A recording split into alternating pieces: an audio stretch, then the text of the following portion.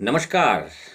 ज्योतिष परामर्श केंद्र जागेश्वर धाम के यूट्यूब चैनल पर आपका स्वागत है। मैं हूं ज्योतिषी भुवन चंद्र पांडे। प्रिय दर्शकों, आज हाजिर हूं लेकर आपके लिए राहु और केतु का भ्रमजाल। इस ब्रह्मांड में राहु एक ऐसा अदृश्य ग्रह है जिसको देख पाना असंभव है।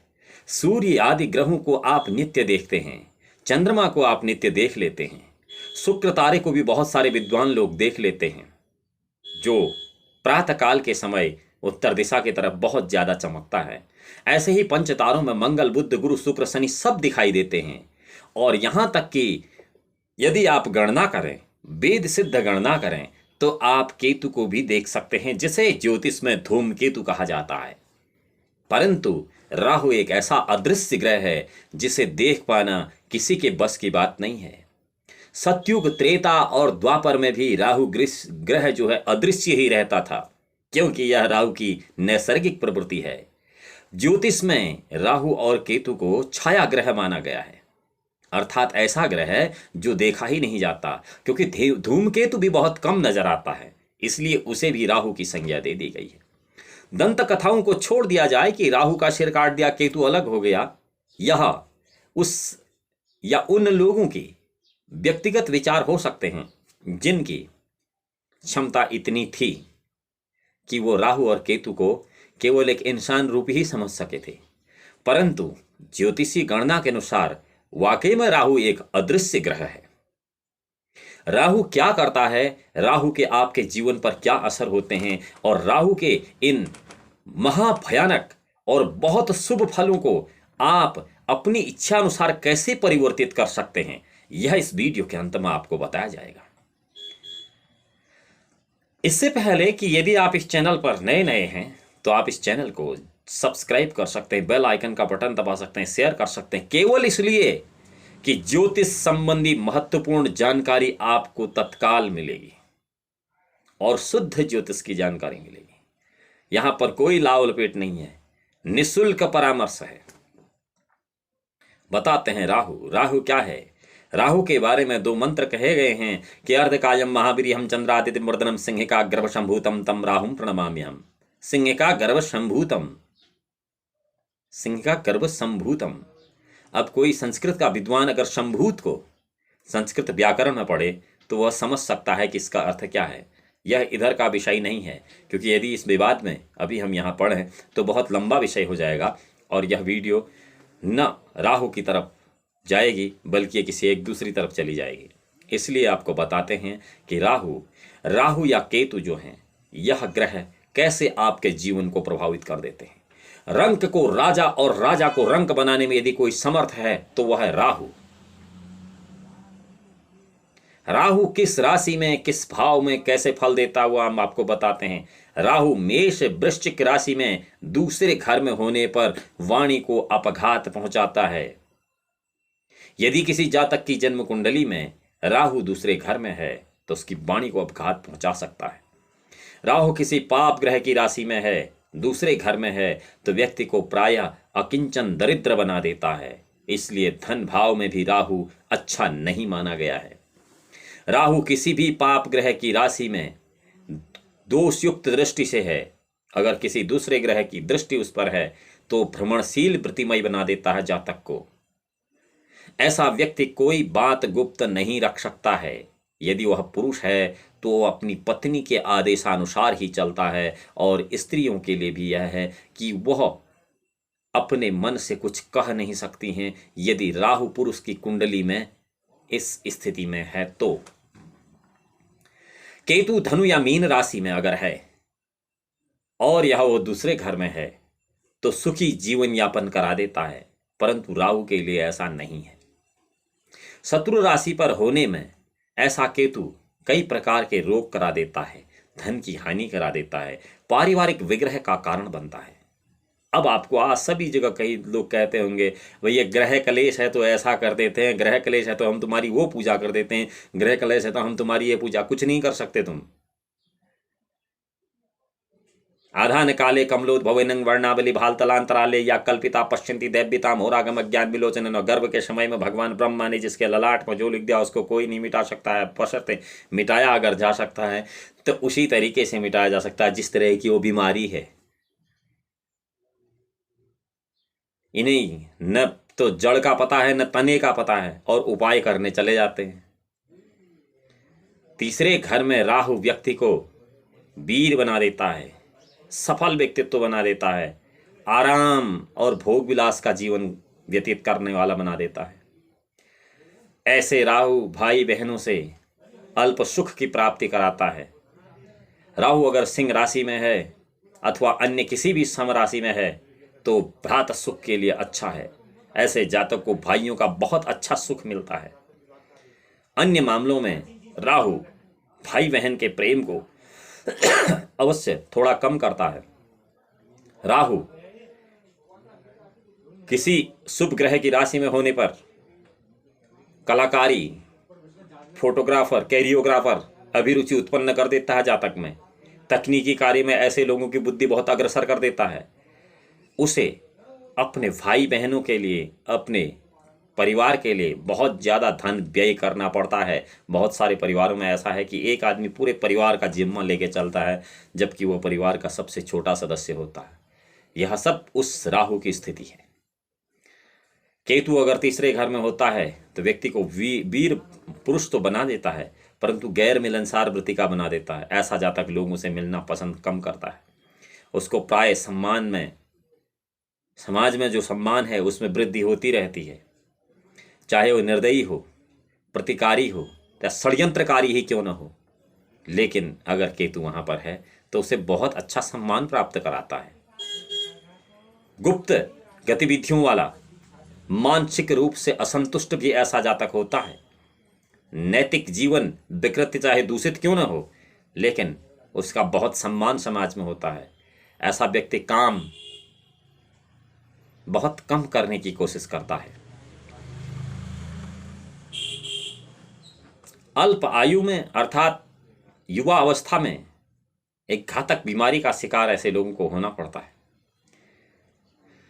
यही केतु अगर किसी पराक्रम भाव में है तो गुप्त विद्या में दक्ष बना देता है, पाप कर्म भी करा देता है। और चौथे घर में अगर राहु कल्याणकारी राशि में है या उसकी शुभ राशि में है तो पैतृक संपत्ति प्रदान करता है। ऐसे व्यक्ति आमतौर पर छोटे उपनगरों में रहने को बाध्य हो जाते हैं, न तो बहुत बड़े शहर में न बहुत छोटे गांव में, यानी कि मध्यम जगह पर रख देते हैं। यदि राहु चौथे घर में है तो व्यक्ति को आश्रित बना देता है किसी दूसरे पर और वृश्चिक, तुला, वृश्चिक, धनु, कुंभ, मीन इन राशियों में यदि चौथे घर में राहु है तो उस जातक को अपने घर के लिए बहुत समस्याओं का समाधान करना पड़ता है। राहु चौथे घर में मकर, कुंभ, मीन, धनु, मेष, वृश्चिक करके किसी भी राशि में हो, व्यक्ति किराए के मकान में रहने पर बाध्य होता है। अपना घर बनाने से उसे मानसिक संतुष्टि मिलती है लेकिन इसके लिए बहुत मशक्कत करनी पड़ती है। राहु चौथे घर में होने पर पूर्ण मात्र प्रेम तथा सहचर्य में भी बाधक होता है। वह व्यक्ति को दुखी बना देता है। ऐसा व्यक्ति बहुत घूमने वाला हो जाता है। संबंधियों के साथ व्यापारिक अनुबंध करने पर प्राय वित्तीय हानि भी ऐसे लोगों को हो जाती है। केतु अगर चौथे घर में अकेला है, इस प्रकार की दुखद स्थितियों का जन्मदाता केतु भी होता है। परंतु यहाँ यह ध्यान रखना आवश्यक है कि आपकी जन्म कुंडली बिल्कुल सही बनी होनी चाहिए। ऐसा नहीं कि आपके चौथे घर में राहु आ गया और आपको ऐसा फल मिलेगा इसके लिए आप डरे नहीं। यह तभी संभव है जबकि आपकी जन्म कुंडली बिल्कुल सही बनी हो। एक बात ध्यान रखें, कंप्यूटर से बनने वाली कुंडली हमेशा गलत होती है क्योंकि उसमें एक सॉफ्टवेयर फिक्स रहता है और वो हमेशा एक सा ही रिजल्ट निकालता है। वो उसके लिए एक अलग से वीडियो बना हुआ है, आप उसे देख सकते हैं। अशुभ राशियों में राहु केतु किसी भी राशि में पांचवें घर में अगर अनुसार है तो वैवाहिक या लैंगिक जो जीवन है तथा संतति संबंधी दुर्भाग्य को देने वाला होता है। अशुभ राशि में राहु केतु किसी भी राशि में पांचवें घर में है तो अशुभ फल ही ज्यादा देता है। गर्भपात कराता है, संतति में शारीरिक विकृति कराता है, कई गुणे जन्म अपरिपक्व जातकों की मृत्यु होती है। अर्थात इसको आप यूँ समझिए कि 5वें घर में अगर राहु केतु अशुभ राशि में हैं तो गर्भपात बहुत ज़्यादा होते हैं और दुर्घटनाएं भी बहुत ज़्यादा ये कराता है। यदि केतु के साथ किसी अन्य पाप ग्रह की दृष्टि पड़ती है, राहु विरुद्ध राशियों में है, मित्रता में हानि होती है, पेट में दर्द तथा मानसिक बुद्धि को भ्रंश कर देने वाला राहु 5वें घर का ही होता है। केतु किसी यदि महिला की जन्म कुंडली में 5वें घर में हो तो सीमित संतति एवं उत्तम शिक्षा देता है। यह स्त्री जातकों के लिए है, न कि पुरुष जातकों के लिए। किंतु विरोधी राशियों में होने पर यह उच्च संतति का उत्तम शिक्षा में थोड़ी कमी करता है। राहु 5वें घर में प्रायः ललित कला यानी कि नाना प्रकार की कलाओं में, हस्तशिल्प में और फोटोग्राफी जैसा या फिर कैरियोग्राफी या फिर जो नकल करने वाली चीज़ें हैं, नकल करने में सिद्धहस्त होता है। नकल करने का मतलब स्कूल में ही नकल करना नहीं है, किसी भी काम की नकल कर लेना। यह सब राहु के 5वें घर में होने से ऐसा फल मिलता है। छठा घर ऋण रोग शत्रु का होने से, उसमें राहु या केतु के होने से व्यक्ति को बहादुर बनने से कोई नहीं रोक सकता है। वह अपने विरोधियों पर छाया रहता है। मित्रों की भांति उसके शत्रु भी होते हैं, परंतु छठे घर में राहु उतना शत्रु पीड़ा नहीं देता है। और श्रेष्ठ शासकीय पद भी छठे घर का राहु जातक को दे देता है। सप्तम भाव में यदि राहु है, राशि क्रमांक 1, 4, 8, 9, 10 यानी कि मेष, कर्क, वृश्चिक और मकर ये हैं, तो ऐसी स्थिति में जातक के 2 विवाह होने के बहुत ज़्यादा योग रहते हैं। ऐसे जातकों को सावधान रहना चाहिए। आप अपनी कुंडली का मिलान करके ही शादी करें। ऐसा न हो कि राहु बहुत जल्दी आपको इस प्रकार के फल देने लगे। राशि क्रमांक 3, 5, 6 यानी कि मिथुन, सिंह और कन्या में राहु अगर 7वें घर में है तो विवाह या तो होता ही नहीं है, और अगर होता भी है तो बहुत विलंब से होता है। 7वें घर में राहु होने से व्यक्ति अत्यंत विपरीत स्थिति का हो जाता है। यदि राहु के साथ कोई अन्य ग्रह हो या पाप ग्रह हो तथा राहु पर दृष्टि रखता हो तो व्यक्ति निसंदेह पाप कर्म में अधिक मन लगाने वाला हो जाता है। केतु किसी भी राशि में है, 7वें घर में है, अतिशीघ्र यात्रा कराने वाला होता है, धन हानि कराने वाला होता है और वैवाहिक जीवन का कारण होता है। अर्थात ऐसे लोगों की शादी बहुत जल्दी होती है। ऐसे व्यक्ति को जल से जोखिम रहता है। 8वें घर में राहु या केतु होने से व्यक्ति को पशु तथा रेंगने वाले जंतुओं का खतरा रहता है। यदि किसी का राहु या किसी भी जातक की कुंडली में राहु 8वें घर में है और वहां पर वृष, कर्क, वृश्चिक तथा मीन राशि है तो व्यक्ति दीर्घायु होता है, यानी उसकी आयु बहुत लंबी होती है। किंतु स्त्रियों के प्रसव में कष्ट तथा जोखिम रहता है। यह स्त्री जातकों के लिए है। प्रसव में कष्ट जिसको भी होता है यह इसीलिए होता है कि वृष, मिथुन, कर्क और सिंह और कन्या राशि का राहु 8वें भाव में जब होता है। 9वें घर में राहु जो है भाग्य का दाता होता है। 9वें घर का राहु भाग्य बढ़ा देता है, आदमी के भाग्य की वृद्धि कर देता है। और वहीं पर अगर वृष, मिथुन, सिंह और कन्या राशि का है तो विशेष हितकर होता है।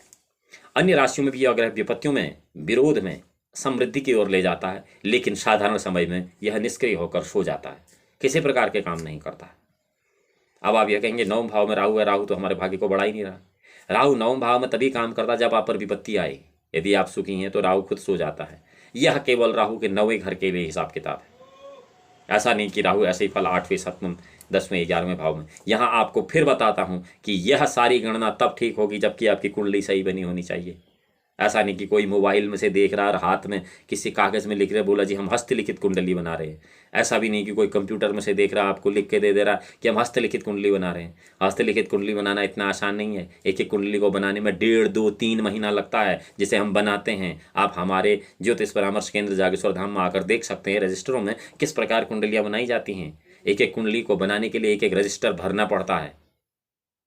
तो यह कुंडली विशेष तब बनती है जबकि ऐसे फलाफल तभी घटित होते हैं जबकि आपकी कुंडली शुद्ध बनी हो, और यह शुद्ध कुंडलियों के लिए फलाफल होते हैं। आपको जानकर हैरानी होगी कि ज्योतिष का फलादेश क्यों नहीं सही बैठता है। ज्योतिष के फलादेश में कहीं भी कमी नहीं है। ज्योतिष का फलादेश पूर्णतः सत्य है। ज्योतिष का फलादेश पूर्णतः बिल्कुल शुद्ध है। लेकिन ज्योतिष का फलादेश इसलिए सही नहीं होता है क्योंकि आपकी कुंडली सर्वथा गलत होती है, और इस कुंडली के गलत होने का कारण है कंप्यूटर और मोबाइल से नकल करके कुंडली बनाना।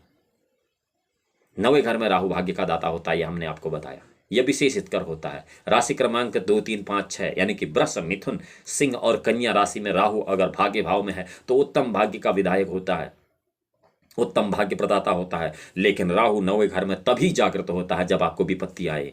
यदि आप सुखी हैं तो राहु खुद सो जाता है। यह राहु का अपना नैसर्गिक प्रवृत्ति है। राशि क्रमांक 3, 4, 5, 6 यानी कि मिथुन, कर्क, सिंह, कन्या में व्यक्ति को उच्च पदासीन कर देता है राहु। जितने भी उच्च सरकारी पदों पर बैठे लोग हैं, इन सब की कुंडली में मिथुन, कर्क, सिंह या कन्या राशि में 9वें घर में राहु देखा जाता है। 10वें घर में राहु और केतु होने पर व्यक्ति को उतना पैतृक सुख नहीं मिलता है जितना सामान्य रूप से अपेक्षित होता है। वह पेट के रोगों का भी शिकार हो जाता है। 11वें भाव में राहु कुछ ठीक ढंग से कमाई नहीं बल्कि कुछ बेढंग से कमाई करा देता है। हालांकि पैसा कमाने वाले लोगों को अपनी कमाई हमेशा ठीक नजर आती है, यह संसार का नैसर्गिक नियम है। परंतु केतु और राहु 11वें भाव में धर्म से कम और धर्म के विपरीत ज्यादा आय करा देते हैं। 12वें भाव में राहु और केतु उतने अच्छे नहीं माने गए हैं।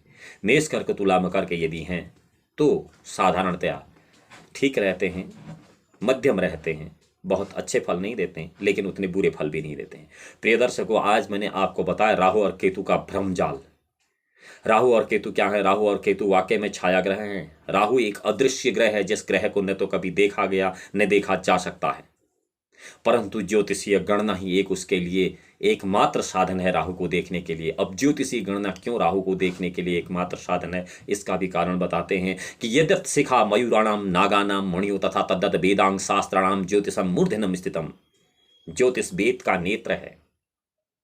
ऋग्वेद, यजुर्वेद, सामवेद, अथर्ववेद यदि चारों वेदों के रस को देखा जाए तो जो वेद का जो नेत्र है वह ज्योतिष है। छंद उसकी शाखाएं हैं, ये कई बार कहा गया है। इस पर एक अलग से वीडियो हमने बनाया हुआ है। अब ज्योतिष का जो वेद का जो नेत्र है ज्योतिष, यह ज्योतिष को आज हमने विकृत कर दिया है। टीका, चंदन, बड़ा कुर्ता, गले में 50 माला और फलादेश कर रहा आदमी, लगता है जैसे। यह सब ज्योतिष का विषय नहीं है, यह तो केवल दिखावे का विषय है आपका। ज्योतिष का विषय गणना है और गणना के बाद समाधान है। ज्योतिष समाधान का विषय है, न कि फलादेश का विषय है। ज्योतिष में छोटे छोटे बहुत अच्छे समाधान आप खुद कर सकते हैं और अपने जीवन को सफल बना सकते हैं, परंतु इसको आज धंधे में परिवर्तित कर दिया गया है। तो ज्योतिष के इस नेत्र रूपी, वेद के इस नेत्र रूपी ज्योतिष से आप उस अदृश्य छाया ग्रह राहु से होने वाले फलाफलों को समझ सकते हैं और देख सकते हैं और उसको परिवर्तित भी कर सकते हैं। अब आपको बताते हैं कि यदि आपको यह कोई भी लक्षण कहीं भी किसी भी व्यक्ति में, आपके जानने वाले में या स्वयं में नजर आते हैं, उदाहरण के लिए कोई व्यक्ति बहुत ज्यादा नशा कर रहा है या कोई व्यक्ति जिसमें बहुत विषम परिस्थितियां, बहुत जल्दी ऐसा चेंजिंग आ गया जो कि अप्रत्याशित है, अपेक्षित नहीं है, ऐसे स्वभाव के लिए यदि आप किसी विद्ध ज्योतिषी को उस जातक की कुंडली दिखा लें, यहां ध्यान यह रहना चाहिए कि ज्योतिषी विद्वान विज्ञ होना चाहिए, अर्थात त्रिस्कंदज्ञ होना चाहिए। यह हमने पहले भी कहा, किसी के सिर में लिखा तो नहीं है कि वो विद्वान है या नहीं है। तो यह कैसे पता चलेगा कि विद्वान है या नहीं है? यह ऐसे पता चलेगा कि त्रिस्कंध विद्वान जो ज्योतिष का होगा वह आपको बहुत आसान और बहुत सरल उपाय जो आप स्वयं कर सकते हैं ऐसा बता देगा। और ऐसे विद्वान की एक और पहचान होती है कि उस वेद विद्या को बेचने के लिए कभी तैयार नहीं होता। वह आपको यह बात निःशुल्क ही बताएगा। आपसे शुल्क नहीं लेगा। ऐसी स्थिति में आप यह पता लगा सकते हैं कि वह किसी प्रकार का शुल्क अगर नहीं लेता है और बहुत सरल और सटीक उपाय आपको बता देता है, और यदि वह पूर्ण रूप से आपको यह बताने में सक्षम ही नहीं, आपको यह बताने में सहायक है कि इस उपाय से आपके इस ग्रह की ये अरिष्ट जो हैं वो बिल्कुल अच्छे ढंग से इतने समय में परिवर्तित हो जाएंगे, तो आप यह समझ सकते हैं कि यह दैवज्ञ ज्योतिषी है। क्योंकि ज्योतिष में जो बिल्कुल सटीक उपाय हैं वह एक निश्चित समय पर फल दे देते हैं, इसमें कोई संदेह नहीं है। यदि आप सविधि इन उपायों को करेंगे तो आपको अविलंब उस समय सीमा के अंदर उस पूजा पाठ का या उस उपाय का फल अवश्य प्राप्त होगा, इसमें कोई संदेह नहीं है। आपको क्यों नहीं फल प्राप्त होता है? क्योंकि आप ऐसे लोगों के पास जा रहे होते हैं जिन्हें खुद का ही पता नहीं है और ज्योतिष का बखान कर रहे होते हैं। ज्योतिष इतना आसान नहीं है जितना कि यूट्यूब या फेसबुक पर बना दिया गया है। प्रिय दर्शकों, अब आपको बता देते हैं कि राहु के इस अरिष्ट को खत्म करने के लिए और इसके शुभ फल प्राप्त करने के लिए आपको क्या उपाय करना चाहिए। यदि आपको लगता है कि राहु आपका अरिष्ट कर है तो आपको आसान से 2 उपाय करने हैं। या तो आप फिरोजा रत्न धारण करें, राहु के लिए गोमेद कभी भी धारण न करें, फिरोजा धारण करें। फिरोजा को आप शनिवार की रात्रि को अपनी मध्यमा अंगुली में चांदी की अंगूठी में धारण करें, न कि सोने की। नंबर 1। नंबर 2 बात, हमने एक वीडियो इसी चैनल पर और बनाई है जिसको आप सब्सक्राइब करके पा सकते हैं कि आपको कौन सा यंत्र धारण करना चाहिए। राहु का यंत्र अलग से बताया गया है जिसे आप खुद बना सकते हैं, खुद धारण कर सकते हैं, उसकी विधि भी उसमें बताई गई है। आप इसको सब्सक्राइब कर लीजिए, उसको देख लीजिए, तो ये यंत्र धारण कर सकते हैं। अन्यथा अगर ये दोनों नहीं करते हैं, आप और ज़्यादा सक्षम हैं और आपके पास टाइम है आधा घंटा सुबह आधा घंटा शाम, तो हम आपको एक मंत्र बता देते हैं। ओम कया नश्चित्र आभवदूति सदा वृधम सखा कया सचेष्टया व्रता। पुनः सुन लीजिए। ओम कया नश्चित्र आभवदूति सदा वृधम सखा कया सचेष्टया व्रता। इस मंत्र का आप यथा संख्या नित्य प्रति नित्य समय पर एक समय पर यदि जाप करेंगे, निसंदेह आपको राहु से मिलने वाले इस अरिष्ट फलों में पूर्णतया परिवर्तित होकर राहु आपको शुभ फल प्रदान करने लगेगा, इसमें कोई संदेह नहीं है। अगली वीडियो में हम आपको बताएंगे कि केतु